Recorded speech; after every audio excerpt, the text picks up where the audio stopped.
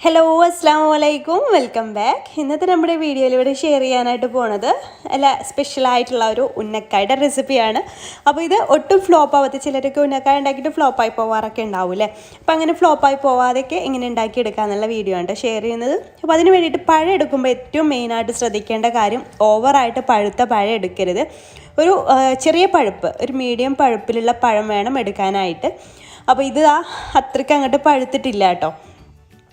അപ്പോൾ ഞാനൊരു 4-5 പഴം എടുത്തിട്ടുണ്ട്. അപ്പോൾ അതിൻ്റെ 2 സൈഡും ഇതുപോലെ ഒന്ന് കട്ട് ചെയ്തിട്ട് നെടുകെ ഇങ്ങനെ കട്ട് ചെയ്തെടുത്തതിന് ശേഷം ആവിയിൽ വേവിക്കാണ്ട് ചെയ്യുന്നത്. ഇതിലൊന്ന് നന്നായിട്ട് പഴുത്തിട്ടുണ്ട്, മറ്റേത് 4 അത്ര പഴുത്തിട്ട്. അപ്പോൾ ആ ഒരു പഴുപ്പിലാണ് നമുക്ക്, നല്ല പഴുത്ത പഴമാകുമ്പോൾ നമുക്ക് ഇതിങ്ങനെ ഉരുട്ടിയെടുക്കാനൊക്കെ ബുദ്ധിമുട്ട് വരും, നല്ല ലൂസായിട്ട് പോകും നമ്മുടെ ഈ ഒരു പഴം വേവിച്ചെടുത്ത് കഴിഞ്ഞാൽ.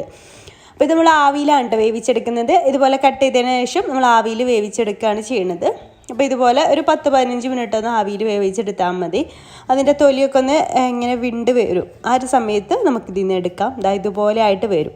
എന്നിട്ട് നമുക്കിത് ചൂടോടെ തന്നെ തൊലിയൊക്കെ കളഞ്ഞിട്ട് ഉടച്ചെടുക്കുകയാണ് വേണ്ടത് കേട്ടോ. ചൂടാറുമ്പോൾ പിന്നെ നമുക്ക് ഉടച്ചെടുക്കാനൊക്കെ ബുദ്ധിമുട്ടായി വരും. അപ്പോൾ ചൂടോട് കൂടെ തന്നെ ഉടച്ചെടുക്കുക. അപ്പോൾ നല്ല ചൂടുണ്ട്, അപ്പോൾ ചൂടോട് കൂടെ തന്നെ ഒരു ബൗളിലേക്ക് ഇട്ട് കൊടുക്കുന്നുണ്ട്. അപ്പോൾ ഞാൻ പറഞ്ഞ പോലെ പഴത്തിൻ്റെ കാര്യമാണ് നമുക്കിതിൽ മെയിനായിട്ട് ശ്രദ്ധിക്കേണ്ടത് കേട്ടോ. അധികം പഴുക്കാത്ത പഴം തന്നെ വാങ്ങിയിട്ട് ഇതിന് വേണ്ടിയിട്ട് യൂസ് ചെയ്യാം.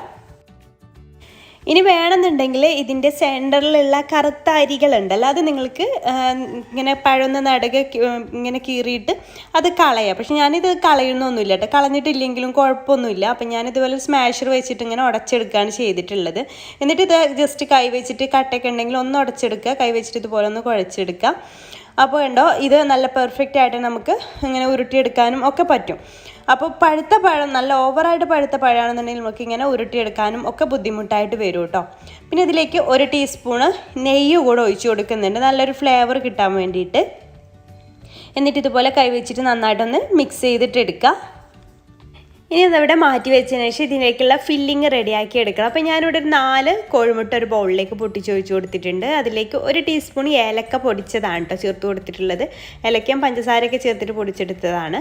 പിന്നെ അതിലേക്ക് 1/2 കപ്പ് പഞ്ചസാരയും ചേർത്തിട്ട് നന്നായിട്ടൊന്ന് മിക്സ് ചെയ്തിട്ട് എടുക്കുക. അപ്പോൾ ഇത്രയും മധുരം വേണ്ടാന്നുണ്ടെങ്കിൽ പഞ്ചസാരയുടെ അളവ് കുറച്ച് കുറക്കാം കേട്ടോ.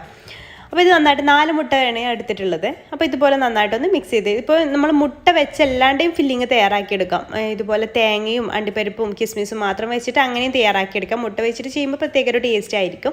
അപ്പോൾ ഇതുപോലെ ഒന്ന് മിക്സ് ചെയ്തിട്ട് എടുക്കാം. പഞ്ചസാരയൊക്കെ ഒന്ന് ഇതുപോലെ മിക്സ് ചെയ്തിട്ട് നന്നായിട്ടൊന്ന് അലിയിപ്പിച്ചെടുക്കാം കേട്ടോ. ഇനി നമുക്ക് ഫില്ലിങ് തയ്യാറാക്കി തുടങ്ങാം. അപ്പോൾ ഞാനൊരു പാൻ വെച്ചിട്ടുണ്ട്. ആ ഒരു പാനിലേക്ക് ഒരു 2 ടീസ്പൂൺ നെയ്യ് ഒഴിച്ച് കൊടുക്കാം.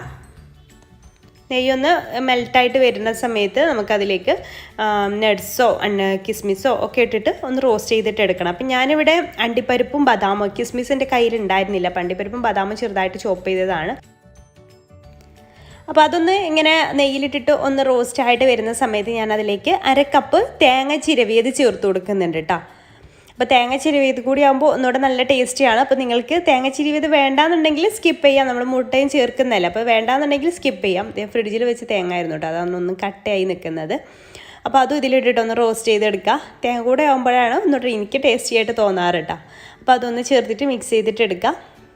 ഇനി നമ്മുടെ ഈ ഒരു മുട്ടയുടെ മിക്സ് ഇതിലേക്ക് ഒഴിച്ച് കൊടുത്തിട്ട് ഉടനെ തന്നെ നന്നായിട്ട് തന്നെ മിക്സ് ചെയ്ത് കൊടുക്കുക കേട്ടോ. ഇങ്ങനെ അപ്പം തന്നെ മിക്സ് ചെയ്ത് കൊടുത്താലേ ചെറിയതായിട്ട് നമുക്ക് കിട്ടുള്ളൂ. കുറച്ച് സമയം വെയിറ്റ് ചെയ്താൽ വലിയ പീസായിട്ട് നമുക്ക് കിട്ടും.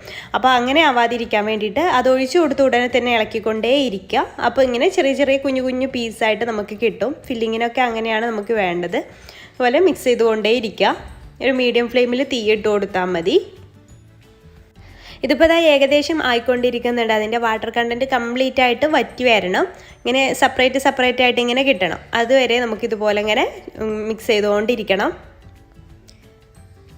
നമുക്കറിയാലോ എങ്ങനെയാണ് ഫില്ലിങ് ഇരിക്കേണ്ടത്, ആ രീതിയിൽ ആവുന്ന വരെ ഇത് മിക്സ് ചെയ്തുകൊണ്ടിരിക്കുക. അപ്പോൾ ഇത് ഏകദേശം ആയിട്ടുണ്ട്.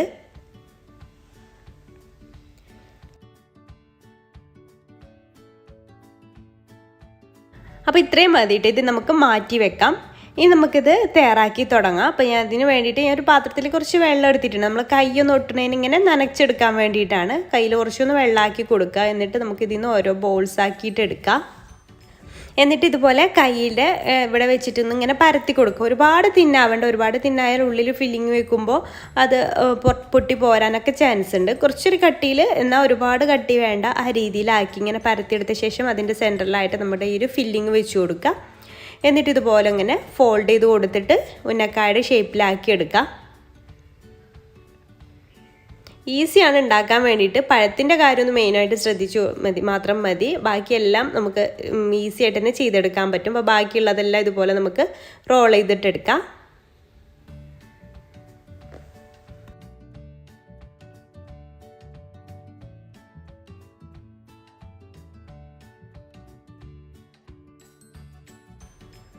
അപ്പോൾ അതായെല്ലാം ഇതുപോലെ ഇങ്ങനെ ചെയ്തെടുത്ത ശേഷം നമുക്ക് ഫ്രൈ ചെയ്തിട്ടെടുക്കാം. അപ്പോൾ ഞാനിവിടെ വെളിച്ചെണ്ണയാണ് യൂസ് ചെയ്തിട്ടുള്ളത്. ഏത് ഓയിൽ വേണമെങ്കിലും നിങ്ങൾക്ക് യൂസ് ചെയ്യാം. അപ്പോൾ ഓയിലൊന്ന് ചൂടായതിനു ശേഷം നമുക്കിതിലേക്ക് ഇട്ട് കൊടുത്തിട്ട് ഒരു മീഡിയം ഫ്ലെയിമിലിട്ടിട്ട് ഫ്രൈ ചെയ്തെടുക്കാം കേട്ടോ. ഒരുപാട് അങ്ങ് ടൈം വേവിച്ചെടുക്കേണ്ട ആവശ്യം അങ്ങനെയൊന്നും ഇല്ലല്ലോ. പഴമല്ലേ, അത് ഓൾറെഡി നമ്മൾ വേവിച്ചെടുത്ത പഴമാണ്. അപ്പോൾ അതുകൊണ്ട് തന്നെ കുറച്ച് സമയം ഒരു മീഡിയം ഫ്ലെയിമിലിട്ടിട്ടൊന്ന് ഫ്രൈ ചെയ്തെടുത്താൽ മതി.